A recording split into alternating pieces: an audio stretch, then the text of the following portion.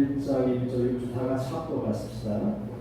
다리오 왕 제2년 여섯째 달 곧 그달 초하루에 여호와의 말씀이 선지자 학기로 말미암아 스라엘의 아들 유다 총독 스룹바벨과 여호사닥의 아들 대제사장 여호수아에게 임하니라.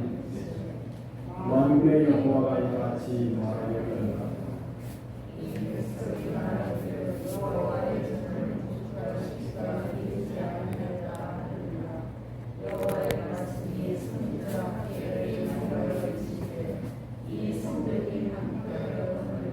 너희가 이때 완벽한 집에 거주하는 것이오냐.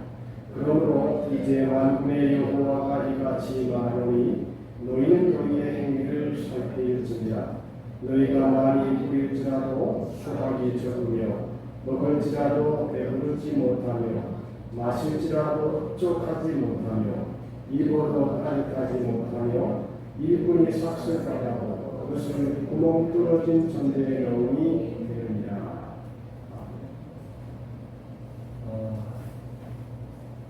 신앙의 타락은 예배를 소홀히 여기는 데 소홀입니다. 예배를 귀하게 여기면 영적 부흥이 다가오게 됩니다. 어느 때 신앙이 타락하느냐? 예배를 소홀히 여길 때입니다. 예배를 귀하게 여기지 않을 때에 영적 타락은 다가오게 되고 다른 것들은 다 쇠락의 길로 빠져들게 된다는 것입니다. 그래서 우리가 영적 부흥이 일어나려면 예배가 회복이 되어야 됩니다. 예배를 소중히 여겨야 됩니다. 예배를 가장 귀하게 여겨야 됩니다. 그래야지만이 영적인 축복을 받게 됩니다. 예배를 귀히 여기지 아니하고는 하나님과 가까워질 수가 없다는 것입니다. 그래서 우리가 우리의 삶을 돌이켜볼 때 얼마나 예배와 귀히 여겼냐. 여러분 일생을 가만히 보세요. 여러분의 신앙에 불이 붙었을 때가 언제입니까? 예배를 우선적으로 여겼을 때입니다. 제가 지난번에 새벽 예배 때 설교를 했는데 충청도에서 장로님 한 분이 그 교회에서 헌금을 제일 많이 하고 또 축복도 제일 많이 받고 전교도 제일 많이 받는 장로님이에요. 근데 그 장로님이 누구냐면 맹인이에요. 눈이 보지 못해요. 눈이 보지 못하는데 새벽 기도를 나와요. 하나님이 그 사업을 축복해 주셨는데 그 교회에서 가장 많은 11조를 드린다는 것입니다. 그 뭐냐면 여기 영적인 바로 서는 것입니다. 그러니까 그렇게 새벽 기도까지 눈이 모르는데도 불구하고 새벽 기도를 나와서 예배드리는 그 모습을 보고 성도들이 존경하고 나도 귀히 여기죠. 그러니까 예배를 소홀히 여기는 사람은 하나님을 소홀히 여기는 사람이다. 그렇게 볼 수밖에 없다는 것입니다. 미국의 굴지의 플라스틱 회사를 이끌고 있는 스타일텐이라고 하는 사람이 세계적으로 크게 성공한 기업 가운데 한 사람입니다. 우리나라에 그가 보내온 선교 헌금으로 국내에서 주로 선교교단이라고 하는데 300여 교회를 세웠습니다. 그가 쓴 간증이 뭐냐면 하나님이 내 기업의 주인이시다라고 하는 말을 통해서 많은 사람들에게 깊은 믿음의 감화를 끼치고 있는 분이었습니다. 세계적으로 성공한 그도 사업에 처음 손을 댔을 때 쓰라린 실패 경험을 했다고 합니다. 처음 플라스틱 회사를 입수했는데 회사에 이런 어려움이 생기니 결국은 부도가 나고 회사의 문을 닫을 수밖에 없었습니다. 한동안에 깊은 좌절감 속에 흠집을 했습니다. 어느 날 새벽에 교회에 나갔습니다. 하나님께 간절한 마음으로 깊이 매달려 기도를 했습니다. 기도하는 가운데 불현듯 물에 빠져서 허우적거리는 베드로의 모습을 머릿속에 떠올리게 되고 베드로의 모습이 나의 모습이로구나 이렇게 생각을 하게 되었습니다. 그래서 자신의 처지를 생각하면서 서럽게 울었답니다. 그러면서 하나님의 자비로우심과 도우심을 구하면서 뜨거운 마음으로 하나님께 기도를 했는데 그의 머릿속에 이번엔 예수님이 손을 붙들고 무리를 걸어가는 베드로의 모습이 떠올랐습니다. 그때는 눈물을 흘리면서 하면서 이렇게 기도했습니다. 주님, 제 손을 붙들어 주시면 저도 얼마든지 다시 일어날 수 있습니다. 그러면서 하나님께 이렇게 약속했습니다. 이제부터 제 기업의 주인은 하나님이십니다. 하나님 명령만 내리십시오. 저는 절대적으로 순복하겠습니다. 이제부터 우리 회사 주식의 51%는 하나님의 것입니다. 회사 수익금 중 51%는 무조건 하나님께 바치겠습니다. 그렇게 기도를 하니까 아주 마음이 편안해지더랍니다. 그리고 그 말대로 모든 하나님께 맡겼습니다. 그러자 기적적으로 회사가 일어나게 되었습니다. 말 그대로 그는 예수님의 손을 붙들고 다시금 물 위를 걸어갈 수 있게 된 것입니다. 기도하는 가운데 그가 약속한 그대로 많든지 적든지 간에 회사 수익금의 51%를 하나님께 다 바쳤다고 합니다. 그러니까 회사가 날로 번창해 갔다고 합니다. 그 결과 그는 지금도 매년 수백만 불을 하나님께 드리고 있고 그가 자기가 하나님께 드렸던 약속을 법적으로 뒷받침하기 위해서 아예 회사의 정관과 유언장에 그대로 51%를 하나님께 드린다고 작성해 놓았다 그럽니다. 그런데 이 회사 정문에 이런 간판을 걸었는데 그리스도가 해답이십니다. 그렇게 적혀 있다고 합니다. 이 간판을 보고 회사에 들어가서 상담을 받고 예수님을 믿기로 작정한 사람도 많다 그럽니다.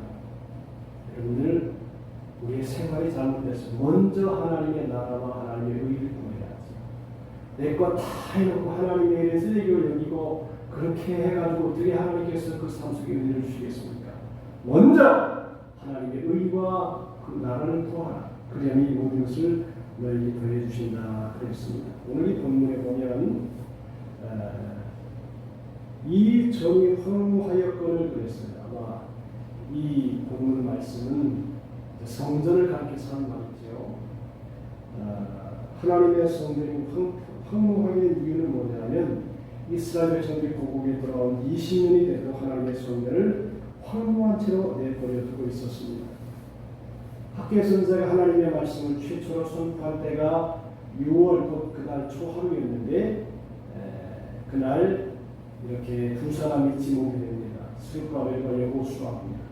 스룹바벨은 유다의 총독이고 그리고 이스라엘 정치를 지도자였습니다. 그리고 여호수아는 대제사장이었습니다. 이스라엘 백성의 종교적이고 영적인 지도자였습니다. 하나님께서 선지자 학계로 하여금 유럽 두 사람에게 먼저 하나님의 말씀을 선포하게 하셨습니다. 이유는 무엇이냐? 이 두 사람은 이스라엘 백성들을 바른 길로 인도해야 책임 있는 지도자였기 때문이었습니다. 지도자가 먼저 바르게 서야 나머지 이스라엘 백성들도 바르게 설 수 있기 때문입니다. 자, 하나님을 숨기는데 핑계가 많습니다. 아이고 몸이 안 좋아요. 피곤해요. 바빠요. 물질이 없어요. 여러 가지 핑계입니다. 핑계는 문제가 뭐냐면 우선 마음이 하나님께 없다는 것입니다. 마음을 하나님께 두지 않는다는 것이죠. 하나님의 성전이 황무했다. 그러나 이렇게 바꾸고 우리 교회는 성전 새로 지으니까 그렇게 안 하고 성전에 대한 마음이 없다.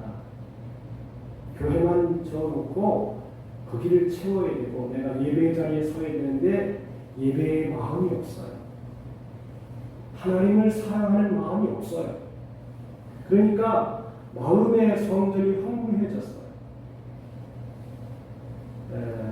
학계에게 말합니다. 이전에 황무하였거늘 이때 너희가 판벽한 집에 거하는 것이 가하냐.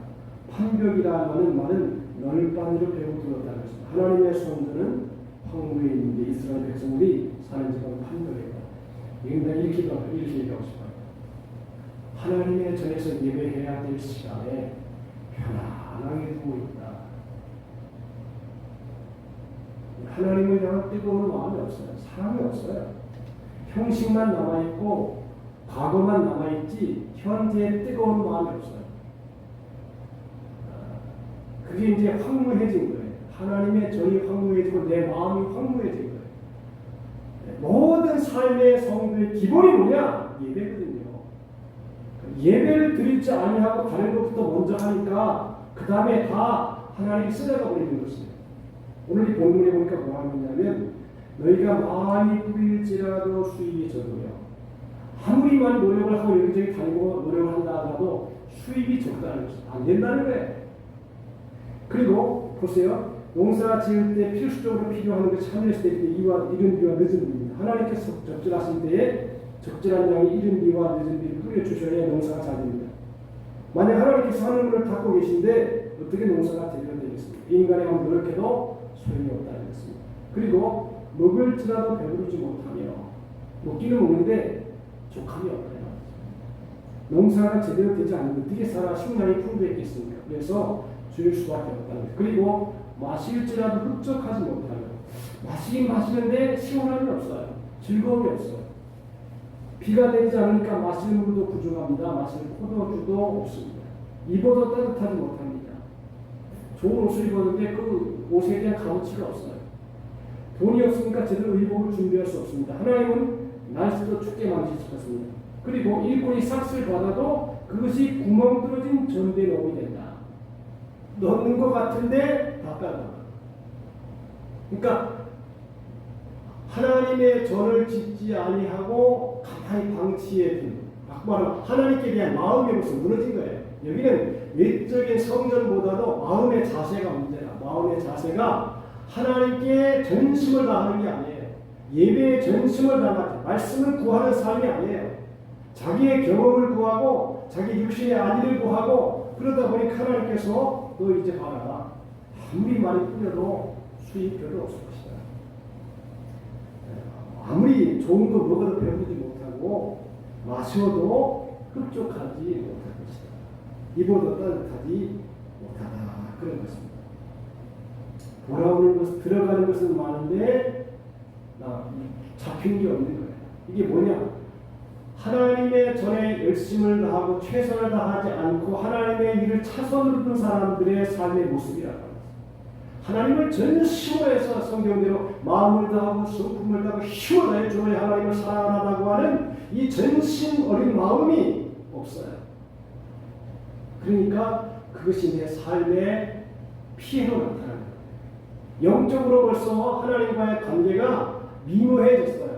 하나님을 절대적으로 우선으로 섬기지 않아요. 그러니까 하나님께서 다 차선으로 가고 그냥 형식만 딱 남아있어가지고 마음도 없고 뜻도 없고 생각도 없고 형식만 남아있고 어쩔 수 없이 성도는 성도니까 교회는 다녀야 되니까 그냥 한 시간만 때우고 그 다음에 다른 건 다 뒤로 밀어버리고 그러니까 생활 자체가 좋은 일이 없다는 것이에요. 좋은 일이 없어요. 여러분 이스라엘 백성들이 하나님을 몰라요? 하나님을 알지요. 그럼에도 불구하고 바알바세라를 섬겨요. 바알바세라를 섬겨요. 분명히 하나님이 이스라엘 역사 속에서 말씀하시고 내려주셨음에도 불구하고 하나님께 대한 마음이 없어요. 바알에게, 우사에게, 물질에게 다 넘어가 있어요. 그러니까 노력해봐라 아무것도 안 된다. 그러니까 우리가 여기서 배울 게 뭐냐면 마음 좀 회복하라. 하나님을 향한 마음이 먼저, 하나님을 향한 사랑이 먼저, 하나님을 향한 예물이 먼저 하지 않냐고 하나님의 것을 차선으로 하다 보니까 이제 다 오그러지는 거예요. 아무것도 족함이 없는 거예요. 기쁨이 없어요. 자, 그래서 우리가 이것을 한번 생각해 보면 미국의 뉴욕에 가면 각국 페르가 뉴욕 허드슨강 옆에다가 리버사이드 처치라고 하는 대리석으로 지금 웅장한 교회가 있어요. 제가 이제 그 교회를 가봤는데 문이 잠겨 있더라고요. 그래서 못 들어갔어요. 근데 아주 웅장하게 지났어요. 이 교회를 다 건당 얘기를 들을 때였습니다. 어떤 사람이 로펠에게 물었습니다. 눈에 보이는 건물이 진정한 교회가 아니지 않습니까? 하고 말하면 뭐가 이렇게 큰 성전을 지어내는 거예요. 그러니까 근데 이렇게나 많은 돈을 들여서 이토록 엄청난 예배당을 지을 필요가 있습니까? 라고 표현을 말합니다. 물론 아버지가 입고 있는 옷이 아버지가 하는 것은 사실입니다. 그러나 아버지의 귀한 몸을 감싸고 있는 옷을 잘 집어드리는 것이 자신의 도리로서 할 마땅한 도리가 아니겠습니까? 하나님은 로펠러의 마음이 귀하게 보셨습니다. 그래서 그에게 많이 도와주셨는데 세계 제일의 갑부가 되겠습니다. 성전을 잘 섬기고 성전 중심으로 생활하고 성전을 마음에 아주 깊은 영적 지성으로 생각하고 그 성전을 잘 예배하고 섬기는 사람들에게 하나님께서 은혜를 주시는데 이 록펠러가 성전을 지은 5천 개를 지었다. 성전 하나를 지은 것도 아니고 5천 개. 여기 그 한국 도자기 회사가 있어요. 한국에 뭐죠? 도자기 유명한 도자기 회사가 있는데 그 사장님이 신앙이 좋아요. 근데 자기 목표가 있는데 뭐냐면 작년 성전 7개를 짓는 거예요. 그래서 제가 이제 한번 그쪽 교회에서 한번 설교를 한 적이 있는데 잘 지어놨어요.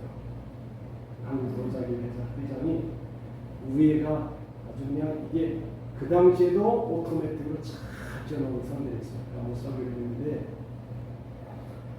그분이 7개 짓는 게 목표랍니다. 근데 목표는 5,000개를 지었어요.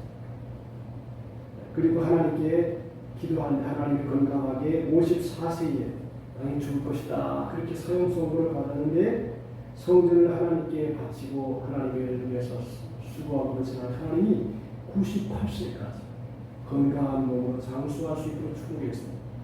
조영기 목사님이 폐결핵을 알아가지고 병원에 딱 갔더니 그 다음에 6개월 살고 저 처음에 끝난다. 그런데 86세까지 살았습니다. 그런 거 보면 하나님에게 전력 투구하는 사람은 여러 가지 복을 주신다. 마음을 하나님께 전력 투구하는 사람은 하나님이 건강도 주시고 또 물질도 주시고 또 존경을 받게 하시고 은혜 안에 거하게 한다라고 하는 것을 볼 수 있습니다. 여러분들 하나님을 사랑하는데요 우선적으로 사랑하십시오. 하나님을 차선으로 사랑하지 말고요 하나님의 전에서 예배드리는 것을 가장 소중하게 여기십시오. 사람도 그렇잖아요. 사람도 이렇게 사람 대할 때 너를 소중히 여기는 게 아니고 네 다음 사람을 소중히 여긴다. 그렇게 마음을 표현해 보세요. 그러면 마음이 상해버릴 거예요. 지금 대하는 사람 그 사람에게 최선을 다해야지 다른 사람에게 마음을 두고 현재 있는 사람에게 마음을 두지 않으면 그 마음도 사라지는 것입니다. 그러니까 여러분들 하나님을 전심으로 살아가십시오. 예배가 삶의 사명이 되게 하고 예배가 목표가 되고 예배 중심으로 살아가십시오. 그럼 하나님이 왜 복을 안 주시겠습니까? 벌써 보세요. 우리의 신앙 자세를 보면 이게 하나님 중심이 아니에요. 다 나 중심이고 내 건강 중심이고 내 가족 중심이지 하나님 중심이 아니에요. 하나님 중심이 아니니까 이것도 뺏어가고 저것도 뺏어가고 존귀도 없고 영광도 없고 이름에 대한 핏값도 안 나고 아무런 좋은 것이 없다는 거죠. 자, 우리가 이 말씀을 보면서 생각할 것이 있다. 하나님을 먼저 생각하라. 하나님을 먼저 기억하라. 그러면 하나님이 다 회복해 주시고 존경도 받게 하시고 영광도 받게 하시고 축복도 받게 하신다라고 하는 것을 말씀을 통해 볼 수 있습니다. 하나님이 없는 축복, 영광 아무 값어치 없습니다. 인생의 존재 목적이 무엇인데요? 하나님의 영광을 위하여 창조한 자를 내게 얻게 하라. 하나님의 영광이 먼저지. 예배가 먼저지요. 그래야지만이 하나님이 그 삶에 보시고 하나님의 목표를 추구하신 것처럼 우리에게 복을 주시고 평강을 주시지.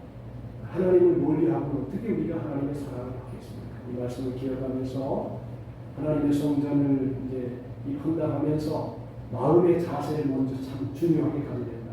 먼저 하나님을 사랑하고 먼저 하나님을 기쁘세요. 먼저 예배하고 그래야지만이 하나님께서 하늘 문을 열고 복을 쌓고 저를 받지 아니하라고라 그렇게 하지 않겠습니까? 기도하십시다.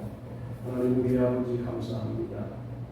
이스라엘 백성들이 고레스 왕의 허락을 받아서 예루살렘으로 돌아온 후에 성전을 건축하라고 했는데 건축하지 아니하고 계획을 원하대하고 그래서 결국 징계를 받게 되고 오늘 묻는 말씀대로 농사가 제대로 되지 아니하고 먹을 제대로 배부르지 못하고 마실 때도 집중하지 못하고 입어도 따뜻하지 못하고 이렇게 어려움을 당하는 사실을 말씀을 통해서 봤습니다.